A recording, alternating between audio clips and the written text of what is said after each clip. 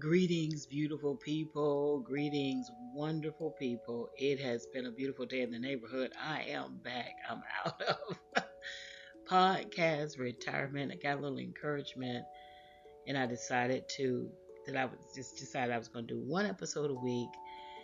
You all know that as a full-time educator, full-time business owner, sometimes it's hard to do everything you want to do at the same time. But I have learned that life truly is about balance, and there's a way that I can balance my schedule and still do one episode per week. And because of the encouragement for which I am so grateful, I am back with an episode after several months. And I want to thank all of you who have listened to Bad Thought Therapy, who have supported me, who've encouraged me, who prayed for me, anything you've done to help me, not just for this podcast, but for my life in general.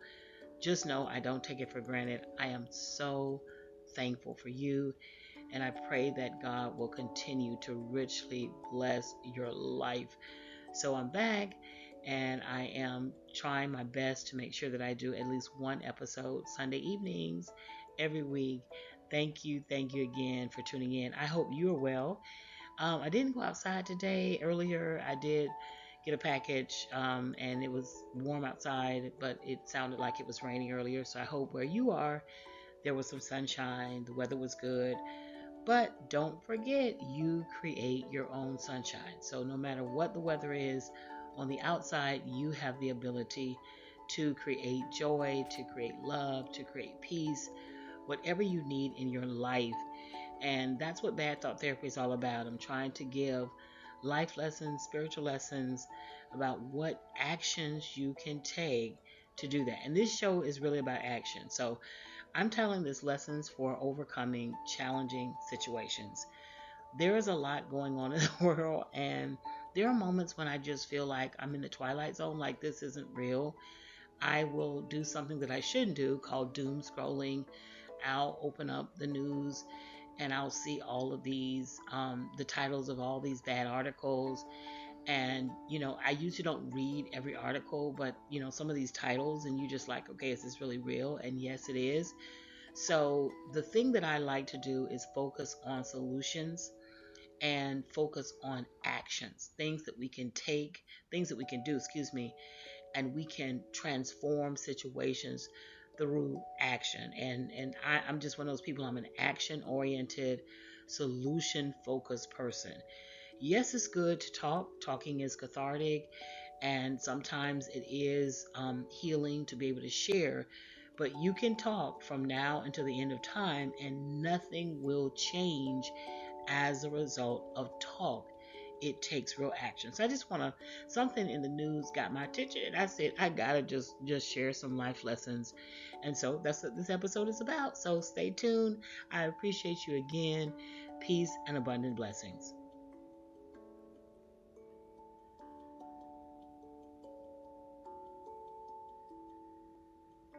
All right, let's get started. And I just want you to know that this is unscripted. In an ideal world, I would love to be able to take notes and write down all my points of discussion.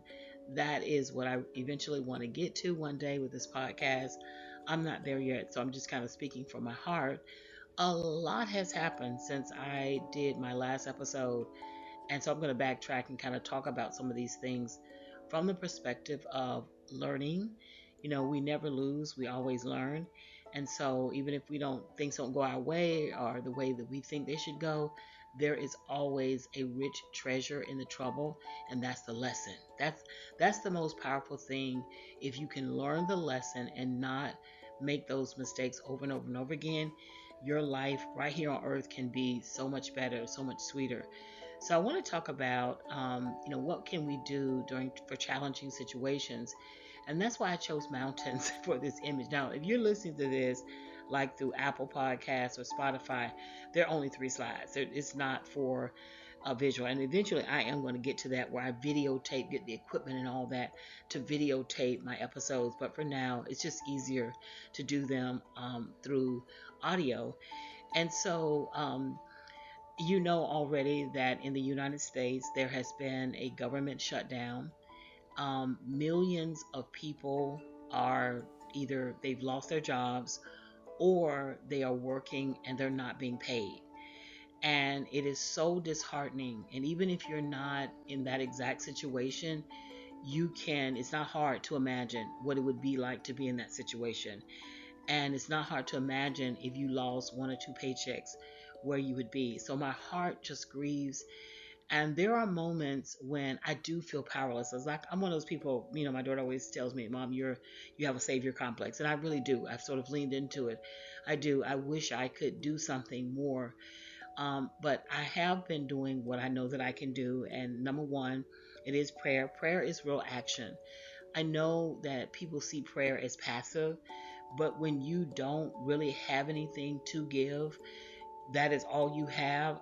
Because I am just unwavering in my belief that God is real and that He does hear the prayers of people who believe in Him, who trust in Him, who've submitted to Him. I do say that prayer is an action that you can take during challenging times. And what I have seen, and we read about the old biblical stories of miracles, but what I have seen in my own personal life is God does still perform miracles. God still answers prayer. He is real and He listens and He hears the cries of His people. So the first thing that I want to encourage people to do is not give up, give in to hopelessness and apathy and just stop praying. I can't say I understand why things happen the way they do. I can't even understand. I can't even why we're dealing with this in the first place. All I know is in the end, it's all going to work for our good. That in some way, God is going to use this current, strange, painful season. He's going to use it for our good, some way, somehow. And we just have to trust in Him. And even though we can't understand everything, and I'm one of those people. I believe God does not change life, He changes us. So the moment that we're born as human beings, we all go through a variation of difficult things. And God doesn't prevent that. It happens. But what He does do is He gets us through them. He delivers us. He comforts us. He provides for us.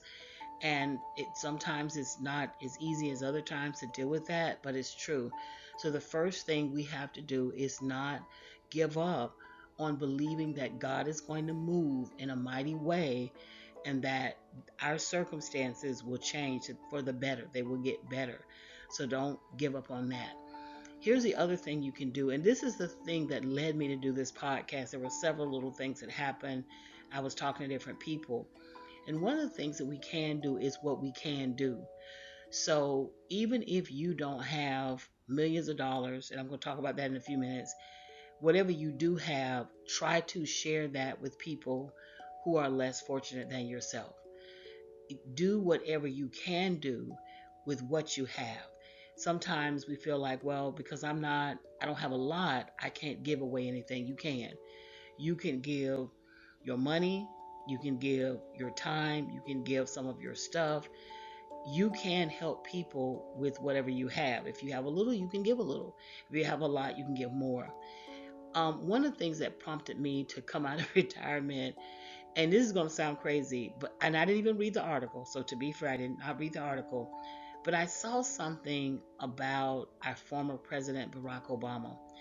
And it was something that it was like something that he was involved in politically or something he said. And there's a mayoral runoff thing right now, mayoral race, excuse me, right now in New York City. Love New York City. That's another story. And so Obama has reached out to one of the leading candidates, a young man who has been sort of like different from other candidates, traditional candidates in the past. And I thought to myself, he wasn't the only one, how people like Obama and there are other people, they are multimillionaires. And maybe they're helping people behind the scenes. But can you imagine if all these millionaires said we're going to play, we don't, we know y'all don't, the shutdown, the government shutdown has stopped you from getting paid, but we have millions and we're going to pay your rent, the traffic controllers, the TSA workers, that we will pay your rent. for 2 months while this is going on for as many people as they can. Do you know how many multimillionaires are in this country? And yet, and it just, I don't know, it really bothered me that these people, they just, it's all rhetoric, it's all talk. But you, and maybe they're helping people behind the scenes. That's why, I'm always careful. I don't know people personally, but can you imagine what that would do? At what example that would be if somebody like Barack Obama, who is probably a billionaire at this point, he and Michelle would just stop talking for a second and they would pay somebody's rent or pay somebody's mortgage. So people would have to, if they can do it, they could do it on a large scale because they have the money, they have the funding. And they set up these foundations. And this is the thing that really amazes me. And Oprah's in there too. You know, they give, and I used to think this is wonderful. Oh, they give so much money for scholarships and they pay people to get their education. But in this country, you can have your education and be poor. And I'm talking about not have a place to stay, can't pay your rent, can't pay a car note. That is very, very likely for a lot of people. And so while I value education, I preach it, I understand the power of getting a formal education. I also understand that at the bottom line, your education is not what's going to help you to live. You have to have opportunities either where you can pay for, because everything pays. So someone can give you a break with, hey, you got to pay rent, you got to pay a car note, but you need that kind of help. Sometimes I say, God, if that, that's what I would do. If I had somebody, provide people, there's something called the working poor. And there are people that are literally working from sun up to sundown and they don't have any money to pay for a place to stay because it's that expensive. But what if the people who did have something shared? And that's my whole point of forgetting through challenging times. If we would share with each other and we would share our resources, people would be able to endure this crazy season. And this is an article that got my attention. There was a story, I think it was out of Texas, and this happens a lot actually, where a woman went to work. She left her young child in the car, and the child ended up dying. And she was working. She worked an 8-hour shift. I think that was the article where it said like she was trying to make sure the child was okay, but that car just got too hot, regardless of whatever effort she was making. But she probably she had to do that because she couldn't afford childcare. Childcare is very expensive. So what she needed, what people need, what I realized is a break. They need some, they're working every day, and it's very likely you can get a job that pays more in this particular world of technology, and everything is shifting. Big companies, they have a list of big companies, Amazon and UPS and big companies that are now, they are laying off people. So it's hard to get a job in certain fields anyway. So my thing was, and I thought to myself, and I talked to my students about this, what if people, if they just gave $1, there was a pool of some kind of pool, and you gave $1 a month, or $2 a month, or $5 a month, and you multiply that time, let's say 300,000 people, all they're giving is $1. Do you know how many people we could help by just sharing a small amount? But it has to be in unison. It has to be where you all give collectively, because my $1 is not going to pay for anything. But if I could get just 100,000 more people or 200,000 more people to give a single dollar, and then we use that to help subsidize these fees that you have to pay. You cannot take your child to work. Most jobs, you're not able to work and then have your child somewhere. And that would be a great solution for dealing with challenging times, if more jobs had a space where you could have your child with you and you can go check on your child. But my point is that, it only works if you do it collectively. And that is the number one way we'll overcome these financial challenges, is when everybody gives just a little, and that little and we all put it together. It has to be a collective effort. And if it's all put together, and then we're able to help people. Here was a working mother, and again, because I was a single mother, and it just grieved my heart that she was in that situation where she was trying to work, probably to try to provide for a place to stay so they're not on the streets, and yet her child still died. And believe it or not, this happens a lot where people, sometimes our people are just being negligent and irresponsible and they're leaving their children at home and in dangerous situations. But other times they're leaving their children at home because of desperation and they don't have a choice. I was one of those people where my mother left us at home. My mother worked at one point 2 jobs just to provide a basic place for us to stay. So this is very close to my heart and it hurts my heart because she did that because my mother did that because she had to do that. She tried to have people over, for childcare, and it just didn't work out. And so at a certain point, I think she said it was better off for us to just be there. She gave us some rules, and thank God she taught us not to open the door. And I was hard headed one time, and she got me good for that, and it saved my life. I'm so glad she did that because it saved my natural life. But my point is that during hard times, the way that we could help people is we've got to put together our resources. And yes, when people make money and they get it and it's theirs, they can say, well, that's my money. I can do whatever I want with it. Technically, most people, like you think about Oprah, you think about Obama and he and his wife, they got their money from the people, technically, from people buying their books, from people supporting them, from people promoting them. And yet, again, they could be helping people around behind the scenes. I don't hear anything about any of these so-called millionaires saying we're going to go out and we're going to pay the mortgage or the rent for TSA workers or the traffic controllers because they're working for free. This government shutdown or lockdown, whatever you want to call it, it has been going on now for an entire month. I don't even know my history. I need to go back and look at it to see if we've ever had a shutdown for this long. But in the meantime, there are people who have bills to pay. They have car notes, they have other bills, they have credit cards, they have all these different bills. I hear people talking, rhetoric, talking, all this talk, and it's not going to help anybody. And I have nothing to lose. I'm just going to tell people, I just want them to shut up. I just want them to be quiet. If you're not going to give and set the example of, hey, we're going to pay for these traffic controllers rent or mortgages for a month or two, we're going to pay it for them, then just stop talking because whatever you're doing, it's not working. So if you're listening to this and you're in a position and I'm trying to figure out if this is something God wants me to do. The reason why I've been reluctant to do it because when I was trying to open up my bookstore, I had this great idea. And it was that if I could get 100,000 people to give me just $1, I, I'm saying $1, just one single dollar, I could open up my bookstore. I would be in the black. I wouldn't have any debt, and it was for the community because my bookstore was not really where I was going to make a profit from it or be rich. It was something to put in the community because I had plans to offer Saturday school where kids could learn their history and play chess and do. I had all these lofty ideas, but I could not get people to give me $1. Okay, for $1 to donate to this bookstore.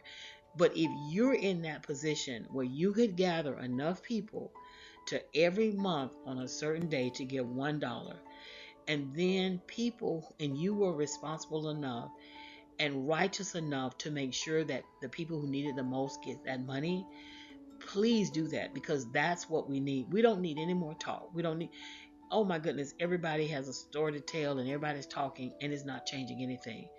And again, I don't know any of these people personally. I don't know Oprah personally. I don't know. I know Oprah has given a lot of money for schools and tuition. That's wonderful. However, it's a lot of people that have their college degree, but they don't have any money to pay their mortgage. They can't pay a car note. They don't have any money. Education in the day it did, the world was different where you got your education and usually because you had a degree, you could get a job. I cannot tell you how many people I know that either they don't have a job and they have a college degree or they don't have a job that pays enough for them to pay basic bills. So we have to do something more than that. And it is charity and I don't know why we can't do it. It really was the way some of the first churches worked, what we call church today, where you brought things to the storehouse and then the church disseminated that stuff based on who needed it, the widows, the fatherless, the people who needed the most. It's the same concept. It's an ancient concept, it's an old concept where if enough people collectively give just a little, there would be enough to go to the people who need the most. I'm willing to give. You start that if you because I couldn't get people to give me $1 for the bookstore. Okay, I couldn't get. I don't know what nobody wanted to give it, but maybe people would do that if it were just maybe if it were you, maybe it's somebody else, maybe it was just me. I don't know. So just something to think about because that's really the only way we're going to make it. So this episode is going to be short. Number one, do not give up on God. He is still on the throne. Again, I cannot say why there is suffering, why it seems like people who are trying to do the right thing are going through painful experiences. I cannot answer that question. All I know is while God does not change us, he changes while he does not change life, he changes us. He changes us, but not life. In other words, in life, people just go through things. It's a variation. We all experience gain and loss. We all experience good times and bad times. We all experience rejection, disappointment, frustration. We all experience all of these persecution. All of these things come with being human. And it's all about how you respond. And if you choose to respond by making a personal connection with the Most High God, I love it. The Great Mystery, as I just read a Native American story to children, The Great Mystery. If you don't have to understand everything, when you make that connection, you will experience something different because He will change you. He may not calm the storm, but He will calm you. Trust and believe. The other thing that we have to do is we have to share, but we have to share collectively. We have to all pool our resources and then give it to those people who need it the most. Me giving $5 is not going to do anything. But if 100,000 people gave $5 a month, we won't miss $5. And that money went to that lady to be able to help her pay for her child care, or the workers who are the air traffic controllers or the TSA workers. If we all collectively gave to help those people during these critical times, we could make it through critical times. And the people who have the power to make decisions about what goes on in terms of the nation, they may not ever have compassion for you. There's some people that just believe if you poor, you poor. If you get it, you get it. Get it how you can get it. You're on your own. And so we have to learn how to come together. I've seen this happen, how it works with people who come to this country from other places, and they come over here and they pool their resources. They put all their money together, they share, they support one another, and that's how they're able to gain individual wealth though over time. We need to learn something from that. That's a life lesson we can learn, and I've seen it over and over and over again. It's a plan that works. It really does work when you are willing to share your resources with the people around you. So just want to share that. Don't give up. Be kind to one another. Be encouraging. That's another thing. If you can't do anything, just say something encouraging and kind. That's why I feel so blessed because I just get a lot of encouragement, and I got some encouragement the last 2 weeks. I was like, you know what? I'm not going to give up on my podcast. So, anyway, that's my episode on things you can actually do to deal with challenging times. And I want you to know I appreciate you. Thank you.